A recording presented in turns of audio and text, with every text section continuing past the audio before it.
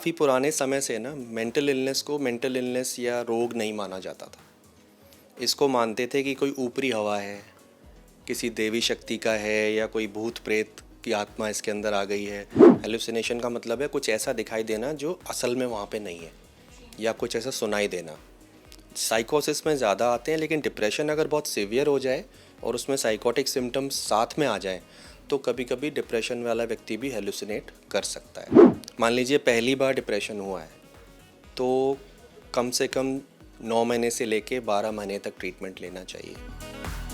एक डिप्रेस्ड व्यक्ति का संसार आम लोगों की दुनिया से बिल्कुल अलग होता है, क्योंकि वे रियलिटी को फॉलो नहीं कर पाते हैं और अपनी उलझनों में उलझे रहते हैं, जो एक समय पे घातक हो सकता है। आज हमारे साथ मौजूद है डॉक्टर मधुसूदन सिंह सोलंकी, जो मैक्स स्मार्ट हॉस्पिटल में सीनियर साइकियाट्रिस्ट हैं, जिनसे हम लोग डिप्रेशन से जुड़े मुद्दे पर बात करेंगे और जानेंगे कि कैसे एक डिप्रेस्ड व्यक्ति की डेली लाइफ उसे प्रभावित करती है, उसको डेली लाइफ में क्या क्या दिक्कतें आती है और फैमिली सपोर्ट कितना ज़रूरी है। सर, आपका बहुत बहुत शुक्रिया हमें अपना कीमती समय देने के लिए। सर, मेरा पहला सवाल है मेंटल हेल्थ अवेयरनेस को लेके कि हम लोग सोशल मीडिया पे हर जगह इससे जुड़े पोस्ट पढ़ते हैं, आर्टिकल्स पढ़ते हैं, लेकिन जब बात आती है एक साइकोलॉजिस्ट से मिलने की, साइकियाट्रिस्ट से मिलने की, तो लोग डर जाते हैं कि कहीं उन पे एक स्टिग्मा ना लग जाए कि ये तो यहाँ गया था, साइकियाट्रिस्ट से मिलने के लिए गया था। देखिए, इसमें ऐसा है कि अवेयरनेस तो आ रही है, लेकिन अभी भी अवेयरनेस उस लेवल पे नहीं है जिस लेवल पे होनी चाहिए। पहली चीज़ ये। दूसरी चीज़, काफ़ी पुराने समय से ना मेंटल इलनेस को मेंटल इलनेस या रोग नहीं माना जाता था। इसको मानते थे कि कोई ऊपरी हवा है, किसी देवी शक्ति का है या कोई भूत प्रेत की आत्मा इसके अंदर आ गई है। तो यूजुअली लोग क्या करते थे, ऐसे व्यक्ति को समाज से बाहर कर देते थे। तो आज भी वो डर लोगों के अंदर है कि यदि हम मानसिक रोग मान लेंगे हमारे अंदर है या किसी ऐसे इलाज को लेंगे तो लोग हमें अच्छी दृष्टि से नहीं देखेंगे, और ये स्टिग्मा लोगों को इलाज लेने से रोकता है। जबकि ऐसा है नहीं, ये भी ऐसे ही बीमारियां हैं जैसे शारीरिक बीमारियां हैं। क्योंकि देखा जाता है कि लोग, उनको हेल्प की नीड होती है, उनको पता है कि उनको हेल्प की नीड है, लेकिन वो फिर भी रुक जाते हैं कि कहीं उनके घर वाले, उनके दोस्त ये ना बोले कि आप शायद मेंटली अनस्टेबल हैं। तो जब आपने ऐसा कहा कि लोगों को लगता है कि उनको शायद कोई दूसरी बीमारी नहीं है, उनको शायद किसी शक्ति ने अपने कब्जे में कर रखा है, तो कुछ लोग डिप्रेशन में जो होते हैं वो चीज़ों को हेलुसिनेट भी करते हैं। हेलुसिनेशन वैसे साइकोसिस में ज़्यादा देखने में आते हैं। हेलुसिनेशन का मतलब है कुछ ऐसा दिखाई देना जो असल में वहाँ पे नहीं है, या कुछ ऐसा सुनाई देना। साइकोसिस में ज़्यादा आते हैं, लेकिन डिप्रेशन अगर बहुत सीवियर हो जाए और उसमें साइकोटिक सिम्टम्स साथ में आ जाएं तो कभी कभी डिप्रेशन वाला व्यक्ति भी हेलुसिनेट कर सकता है। और ये कितना खतरनाक हो सकता है? जिस डिप्रेशन में हेलुसिनेशंस आ रहे हैं वो यूजुअली सीवियर डिप्रेशन में ही आता है, और ये काफ़ी हद तक व्यक्ति को प्रभावित करता है, इसलिए इसका इलाज तुरंत लेना चाहिए। अगर किन सिम्टम्स के आधार पर एक व्यक्ति का जो डिप्रेस्ड है उसका जो ट्रीटमेंट प्रोसेस होता है कितना लंबा चल सकता है? 1 महीना, 3 महीने, 5 महीने, कितना? राइट, सी, ये डिपेंड करेगा कि एपिसोड कौन सा है। मान लीजिए पहली बार डिप्रेशन हुआ है तो कम से कम 9 महीने से लेके 12 महीने तक ट्रीटमेंट लेना चाहिए। अगर दूसरी बार एपिसोड हुआ है, पहले हो चुका है एक बार, फिर से अब एपिसोड हुआ है, तो कम से कम 2 साल के लिए ट्रीटमेंट लेना चाहिए। और अगर तीसरी बार एपिसोड हो रहा है, 3 बार हो चुका है डिप्रेशन, तो 3 साल या उससे ज़्यादा तक ट्रीटमेंट लेना चाहिए। तो क्या ये ऐसा हो सकता है कि एक जो डिप्रेस्ड व्यक्ति था उसको ट्रीटमेंट प्रोसेस मिला, वो क्योर हो गया, तो उसको दोबारा से उसके सिम्टम्स वापस आ सकते हैं? बिल्कुल आ सकते हैं। रिसर्च ये कहती है कि पहला अगर एपिसोड किसी को हुआ है तो 50% चांसेस हैं कि दोबारा होगा उसकी लाइफ में कभी ना कभी, और अगर दूसरी 2 बार हो चुका है तो 70% चांसेस हो जाएंगे दोबारा होने के, और अगर 3 बार हो चुका है पहले तो 90% चांसेस हो जाएंगे। मेडिकेशन पे है, मेडिटेशन भी कर रहा है, थेरेपी भी ले रहा है कि वो अपने डिप्रेशन से निजात पा सके, इससे अलग हो सके, तो इसके सिम्टम्स वापस बार बार कैसे आ जाते हैं? मतलब वो अपने ट्रॉमा से बिल्कुल रिकवर नहीं हो पाते, या फिर क्या कारण होता है? डिपेंड करता है कि डिप्रेशन कितना सीवियर है, कितना रिकरेंट है। जैसे आमतौर पर हम पेशेंट्स को 3 कैटेगरीज़ में बांट सकते हैं। पहला वो जिनको एक बार डिप्रेशन हुआ, 1/3 लोग ऐसे होते हैं, उन्होंने ट्रीटमेंट लिया और फिर वो ठीक हो गए, फिर उनको वापस नहीं हुआ। 1/3 लोग ऐसे हैं जो ट्रीटमेंट लेते हैं तो ठीक रहते हैं, लेकिन ट्रीटमेंट बंद करने के कुछ समय के बाद फिर से सिम्टम्स आने लगते हैं, तो उन्हें फिर से ट्रीटमेंट लेना पड़ता है। यानी वो जब तक ट्रीटमेंट लेते हैं तब तक ठीक रहते हैं। और 1/3 ऐसे भी लोग हैं जिनमें डिप्रेशन इतना सीवियर होता है कि ट्रीटमेंट के बावजूद भी डिप्रेशन पूरी तरह से रिकवर नहीं हो पाता है और वो बना ही रहता है। उसके सिम्टम्स कम हो जाते हैं लेकिन कम्प्लीटली रिजॉल्व नहीं होते। तो ये कितना फैटल हो सकता है? ये बहुत फैटल हो सकता है, just like any other illness. जैसे आप हार्ट डिजीज़ ले लो या किडनी डिजीज़ ले लो, बहुत सारे पेशेंट ठीक हो जाते हैं, बहुत सारे ट्रीटमेंट के साथ ठीक रहते हैं और बहुत सारे ट्रीटमेंट के बाद भी डिजीज़ बढ़ती जाती है। जब एक व्यक्ति का ट्रीटमेंट प्रोसेस सक्सेसफुल हो चुका है, अब उसे डिप्रेशन नहीं है, तो उसको एक नॉर्मल लाइफ को अडॉप्ट करने में कितनी मुश्किलें हो सकती हैं? काफ़ी मुश्किल हो सकती है, क्योंकि डिप्रेशन का जो कोर सिम्टम है ना, एक तो है उदासी, मन उदास रहना, और दूसरा सिम्टम है किसी चीज़ में इंटरेस्ट ना आना, रुचि ना रहना, और तीसरा मेन सिम्टम है फटीग, यानी लैक ऑफ एनर्जी। तो ये तीनों चीज़ें मिलके व्यक्ति को वो मोटिवेशन जो होता है काम करने का कि मैं कुछ करूं जिससे मुझे ठीक लगे, वो मोटिवेशन ही डिप्रेशन खींच लेता है। तो डिप्रेशन वाला व्यक्ति ऐसा नहीं है कि वो जानबूझ के वो काम नहीं कर रहा है, डिप्रेशन उसे करने ही नहीं देता है। तो इस आधार पे आप क्या करते हैं? वो मतलब वापस आ जाते हैं कि वो अपने जो अगर उनका किसी काम में रुचि है, लेकिन आपको दिख रहा है कि उनको अगर लिखना पसंद है लेकिन वो लिख नहीं पा रहे क्योंकि डिप्रेस्ड है और उनका हाथ नहीं चल पाता है, तो इस समय आप किस तरीके की मतलब थेरेपी उन्हें देते हैं या फिर क्या करते हैं? मेडिटेशन, उनका मेडिकेशन क्या होता है? हम लोग ये डिसाइड करते हैं कि डिप्रेशन कितना सीवियर है। अगर डिप्रेशन बहुत सीवियर है तो हम मरीज़ से बहुत ज़्यादा उम्मीद नहीं रखते कि हम ये कह दें कि आज से ही आप ये करना शुरू कर दें, क्योंकि वो कर ही नहीं पाएगा। तो पहली चीज़ है डिप्रेशन की सीवियरिटी कम हो। जैसे जैसे डिप्रेशन कम होगा वैसे वैसे मरीज़ के अंदर कुछ करने की ताकत वापस आएगी, इच्छा वापस आएगी, तो मरीज कर पाएगा। फिर हम उसे गाइड करते जाएंगे कि उसे क्या क्या करना है। जब हम लोग मेंटल हेल्थ अवेयरनेस की बात कर रहे हैं तो युवा सोशल मीडिया पे बहुत एक्टिव रहते हैं और उन्हें पता है कि ठीक है अभी हमें नीड है। बेशक कई लोग नहीं जाते लेकिन कई लोग आते हैं। लेकिन क्या मिडिल एज वुमेन, मैन, वो भी आपके पास आते हैं डिप्रेशन से? बिल्कुल आते हैं, बिल्कुल आते हैं। वैसे अक्सर ये देखा जाता है कि युवा में और एल्डरली जो बुज़ुर्ग लोग होते हैं उनमें डिप्रेशन ज़्यादा पाया जाता है, लेकिन मिडिल एज में भी काफ़ी लोगों में पाया जाता है।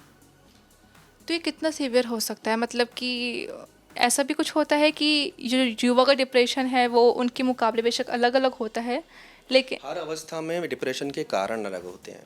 युवा अवस्था में अलग कारण हैं, मिडिल एज में अलग कारण हैं, क्योंकि सोशल सिचुएशन चेंज हो जाती है। और भी बहुत सारे फैक्टर हैं, बायोलॉजिकल फैक्टर्स हैं, जेनेटिकली आपकी फैमिली में किसी को डिप्रेशन रहा है तो वो कब एक्सप्रेस होता है आपकी लाइफ में, इस पर भी डिपेंड करता है। जेनेटिक्स बहुत बहुत बड़ा रोल प्ले करती है। जेनेटिक्स, आपकी बायोलॉजी, तीसरा है आपकी साइकोलॉजी, कि आपकी सोच कैसी है, आप ज़िंदगी के स्ट्रेसर्स के साथ किस तरीके से कोप करते हो, किस तरीके से उनका मुकाबला करते हो, उस पर भी डिपेंड करेगा कि कोई परिस्थिति आपकी लाइफ में नेगेटिव आई तो आप डिप्रेस होगे, कितना होगे, क्या वो डिप्रेशन में बदल जाएगा या सिर्फ एक दुख की तरह आएगा और चला जाएगा। और तीसरा है सोशल सिचुएशंस, कि आपकी लाइफ में नेगेटिव इवेंट्स कितने हैं। जैसे बहुत से लोगों की लाइफ में बहुत ट्रॉमाज होते हैं, बचपन से लेके बड़े होने तक। किसी की डेथ हो गई, बिजनेस लॉस हो गया, जॉब लॉस हो गया, कोई सीवियर इलनेस हो गई, फिज़िकल इलनेस जिसमें बहुत पेन रहता है। तो ये सारी चीज़ें डिप्रेशन को लाने में बहुत मदद करती हैं और डिप्रेशन ज़्यादा उस व्यक्ति को होता है। आप प्रत्येक दिन कई लोगों जिनकी भी आप मेडिकेशन करते होगे, उनकी बातें सुनते होगे, तो कहीं ना कहीं उनके कुछ ट्रॉमास ऐसे होते होंगे जो आपकी मेंटल हेल्थ पे प्रभाव डालते हैं। ऐसा कभी कुछ हुआ है? एक व्यक्ति का इलाज करने के लिए एक चीज़ होती है जिसको बोलते हैं हम एम्पैथी, कि हम उसके दर्द को, उसके दुख को समझ सकें कि वो किस चीज़ से गुज़र रहा है। अगर उसे यही महसूस नहीं होगा कि अगला व्यक्ति मेरी बात को समझ पाया है कि नहीं समझ पाया है, तो वो कनेक्टेड ही नहीं फील करेगा। तो वो हमें समझने में कई बार वो हमारे ऊपर भी भारी होता है, लेकिन फिर हमें वही चीज़ अपनानी पड़ती है जो हम उनको सिखा रहे हैं। मुझे अपनी लाइफस्टाइल ऐसी रखनी है ताकि मेरे पे इसका असर ज़्यादा देर ना रहे, मैं उससे डिटैच होकर के दूसरे पेशेंट को देख सकूं, मैं घर जाके एक्सरसाइज कर सकूं, मैं अपनी लाइफस्टाइल को बैलेंस रख सकूं, ताकि मेरे पे इन चीज़ों का कम असर आए। नेगेटिव थॉट्स का एक बड़ा मेन रोल रहता है, तो आप कुछ ऐसे तरीके बता सकते हैं कि लोग नेगेटिव थॉट्स से दूर रह सके, और ऐसे अपनी लाइफस्टाइल को हमें कैसे चेंज करना चाहिए कि डिप्रेशन हमसे कोसों दूर रह सके, हमारे आसपास भी ना आए। बिल्कुल, ये बहुत अच्छा सवाल है। डिप्रेशन से दूर रहने के लिए हमें स्ट्रेस को मैनेज करना सीखना है लाइफ में, ठीक है। और स्ट्रेस मैनेज करने के लिए सबसे इम्पोर्टेंट चीज़ क्या है? प्रायोरिटी।